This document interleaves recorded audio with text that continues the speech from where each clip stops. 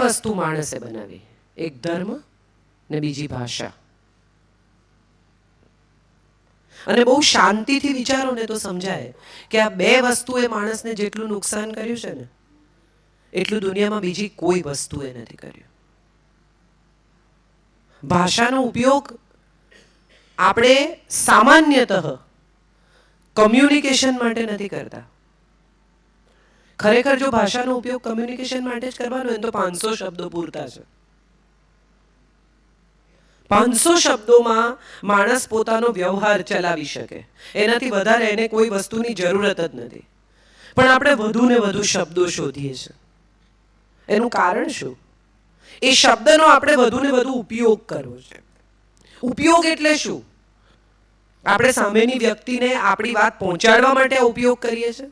ના, આપણે સામેની વ્યક્તિને આપણી વાત વધુ પ્રભાવી રીતે પહોંચાડવા માટે શબ્દનો ઉપયોગ કરીએ છીએ. મળ્યું એવું કહેવાથી ચાલે તો પ્રાપ્ત થયું એવું શા માટે કહેવું જોઈએ? પણ છતાં આપણે પ્રાપ્ત થયું એવો શબ્દ શોધી કાઢ્યો. મળ્યું એવું કહેવાથી તમે ન સમજો, હું તમને કહું કે મને આ મળ્યું તો તમને સમજાય જ, પણ આપણે પ્રાપ્ત થયું શોધ્યું, આપણે એનાથી ઉપરનો શબ્દ શોધ્યો. એનું કારણ એ છે કે આપણે સામેના માણસને વધુ ને વધુ પ્રભાવમાં લાવીને એને કંટ્રોલ કરવો છે. સંયમ એ કંટ્રોલ નહીં કરવાની પ્રવૃત્તિ છે.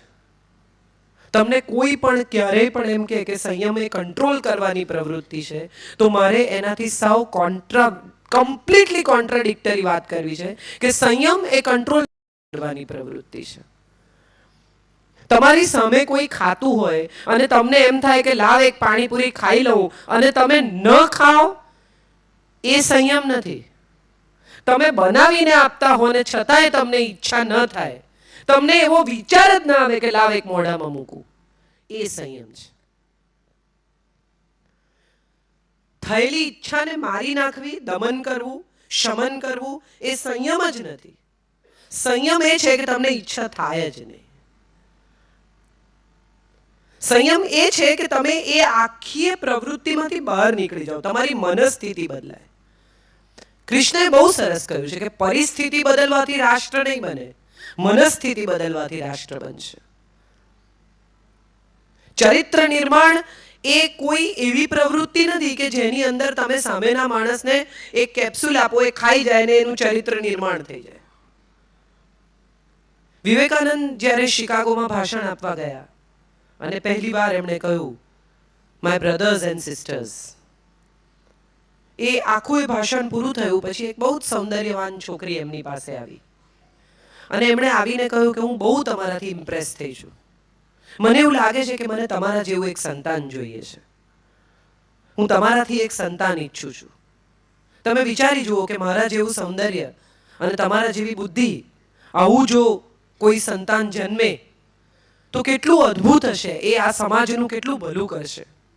અને ત્યારે વિવેકાનંદે એને કહ્યું કે મારા જેવું શું કામ, મને જ તમારું સંતાન માની લો. હું એને સંયમ કહું છું.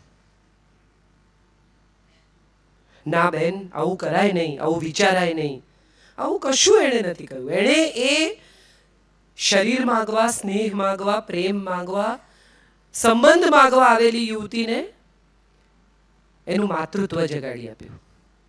એને સંયમ કહી શકાય. નરસિંહ જાય છે પોતાની દીકરીનું મામેરું કરવા, પત્ર આવ્યો છે શ્રીરંગ મહેતાને ત્યાંથી કે તમારી દીકરીનું સીમંત છે, આવો. નરસિંહ પહોંચે છે અને વડસાસુ એક લિસ્ટ લખાવે છે. તમે જો કોઈ પણ કુંવરબાઈનું મામેરું મેળવીને પ્રેમાનંદનું વાંચી શકો તો એ લિસ્ટ વાંચીને ભલભલાના હજા ગગડી જાય એવું લિસ્ટ છે. સવાસેર કંકુથી એ શરૂ કરે છે અને ક્યાંની ક્યાં પહોંચે છે અને બધું પૂરું થયા પછી કહે છે કે કંઈ ના મળે તો બે પાણા વહુજી, છેલ્લે કંઈ ના મળે ને તો તારા બાપને કહે છે કે બે પથરા લઈને આવે. દીકરી લિસ્ટ લઈને જાય છે, મહેતાજી બેઠા છે, સાથે 4 સાધુ છે, કંઈ નથી લાવ્યા અને દીકરી એને લિસ્ટ આપે છે કે આપ્યું છે, જુએ છે, માથા નીચે મૂકી દે છે અને દીકરી ખૂબ ગુસ્સે થાય છે કે મારી માં કેમ મરી ગઈ, તમે કેમ ના મરી ગયા? મારી માં મરી ના ગઈ હોત ને તો એ ગમે એમ કરીને ઉધારી કરીને આમ કરીને પેલું કરીને પણ આ મામેરું નાનું મોટું એ કરત. આપણે બધાએ વારંવાર વાંચ્યું છે, ગળો ફૂટે ને રજળે ઠીકરી, એ આમાં છે. એ મૂળ પ્રેમાનંદમાંથી આવે છે. અને મહેતા કંઈ નથી બોલતા. એક દીકરી બાપને એમ કે તમે કેમ ના મરી ગયા, તેમ છતાં એનો જવાબ આપ્યા વગર એ માથા નીચે એ લિસ્ટ મૂકી દેશે કે તું જા. વાલ કરે છે દીકરીને. અને દીકરી રડતી રડતી જાય છે. મહેતાજી ઊંઘી જાય છે એ લિસ્ટ ઓશિકા નીચે મૂકીને. સવાર પડે છે. કેદારો ગાઈને પાણી ઠંડુ કરવાનો પ્રસંગ છે, એ તો બધાને ખબર જ છે. અને સવારે નાહી ધોઈને સરસ મજાના તૈયાર થઈને તો પહોંચે છે મામેરામાં.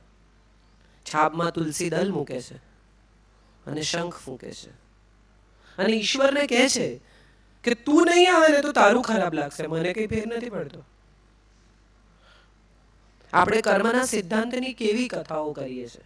આમ કર્મનો સિદ્ધાંત છે ને આમ આવતા જન્મમાં, આ જન્મમાં, પેલા જન્મમાં, પૂર્વ જન્મના પુણ્ય ને કર્મ ને, આ બધાની બહાર નીકળીને જો ખરેખર એકવાર એટલું વિચારીએ કે તમારા દરેક કાર્યનો સાક્ષી જો ઈશ્વર હોય તો તમે ખોટું કરો જ કેમ? હું એમ કહું કે મારું આ મામેરું જ નથી, આમાં હું કંઈ કરતો જ નથી, હું કરતા છું જ નહીં. એ કરતા ભાવ એણે સગી દીકરીમાંથી કાઢી નાખ્યો છે.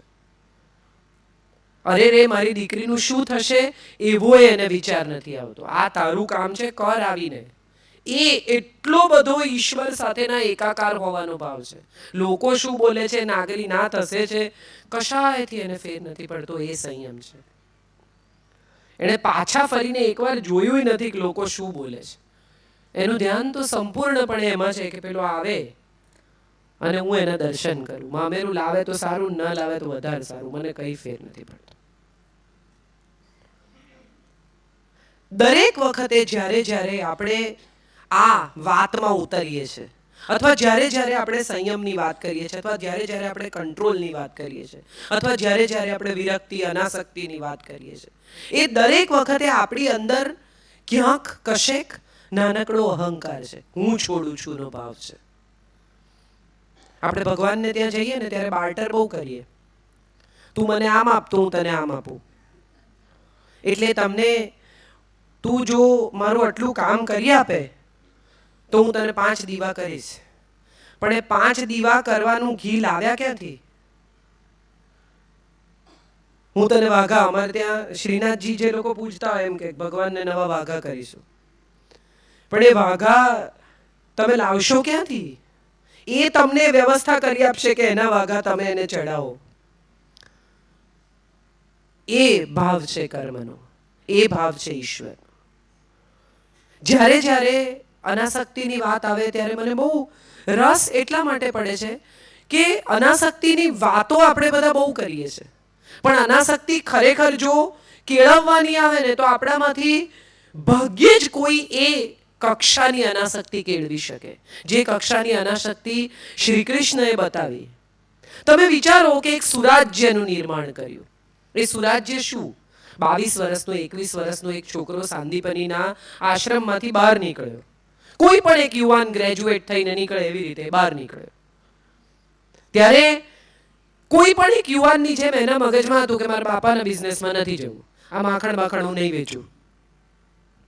આજે આપણો દીકરો આપણને એમ કે આ તમારા પ્રેસ પર બેસવા હું નહીં આવું, કે આ તમારી ફેક્ટરી પર બેસવા હું નહીં આવું, મારે તો બીજું જ કંઈ કરવું છે. એવી રીતે એણે પણ એના પિતાને કહ્યું કે આ માખણ વેચવા હું નહીં આવું. તમે જે માખણ 2 રૂપિયે વેચી કાઢો છો એ માખણ ત્યાં અમૂલમાં પેલો 22 રૂપિયે વેચે છે.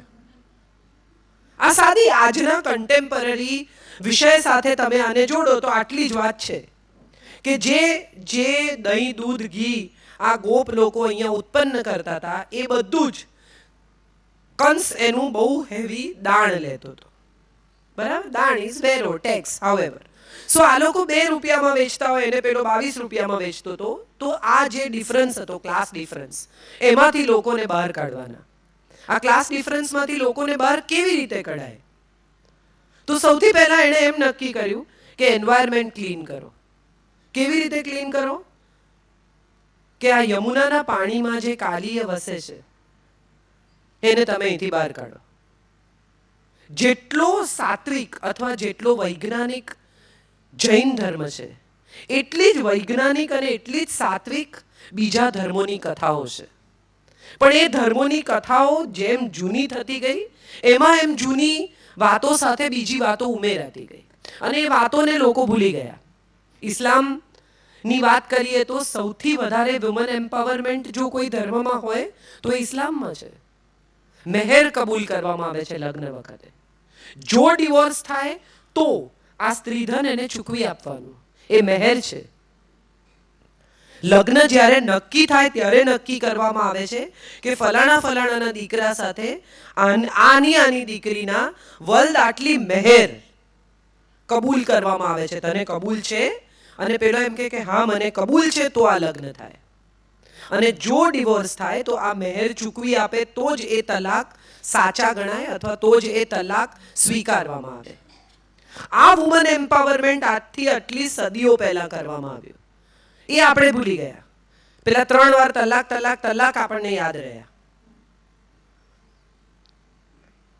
જ્યારે જ્યારે કોઈ પણ ધર્મની વિભાવના કરવામાં આવે છે, કોઈ પણ ધર્મની વ્યાખ્યા કરવામાં આવે છે, કોઈ પણ ધર્મની સંસ્થાપના કરવામાં આવે છે, ત્યારે એ સંસ્થાપના, એ વિભાવના, એ વ્યાખ્યાની પાછળનો વિચાર હંમેશા સંયમનો હોય છે, હંમેશા કંટ્રોલનો હોય છે. કયા કંટ્રોલનો?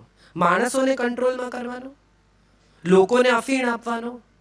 આ રાધેમાં આપણને બધાને ખબર જ છે, મિની સ્કર્ટ પહેરીને ફોટા પડાવે અને એને લોકો પગે લાગે.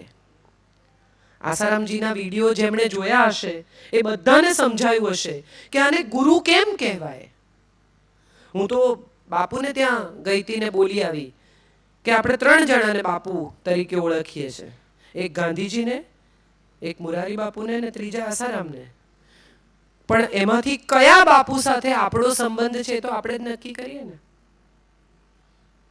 આપણે કોને બાપુ કહેવા છે એ આપણે નક્કી કરીએ, એ નક્કી ન કરે. અને એ નક્કી કરવાની આવડત, એ નક્કી કરવાનો અધિકાર, એ નક્કી કરવાની બુદ્ધિ, એને હું સંયમ કહું છું.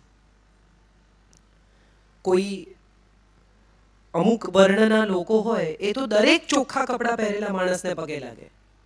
એને ખબર નથી આમાંથી કોણ કયા વર્ણનું છે. એને માટે તો બધા જ મોટા માણસ છે. એક વાઘરણ હતી, એના વાઘરીનું મૃત્યુ થયું. એટલે વાઘરણે નક્કી કર્યું કે હું સતી થઈશ. એ સમયે બધા ઉચ્ચ વર્ણના લોકો સતી થતા હતા, તો એણે કહ્યું હું પણ સતી થઈશ. એટલે બધા એને સમજાવી કે ભાઈ રહેવા દે, આમાં પડાય નહીં, આ બધું નકામું છે. અમે ગઈકાલે પણ કહી હતી વાત. અને પેલી વાઘરણે કહ્યું કે ના, મારે તો સતી થવું જ છે. એટલે બધાએ પંચે સમજાવી, માણસોએ સમજાવી, ઘરના લોકોએ સમજાવી, પણ કંઈ માની નહીં કે ના હું તો સતી થઈશ. એટલે કે ભલે, જેવી સતી માની ઈચ્છા.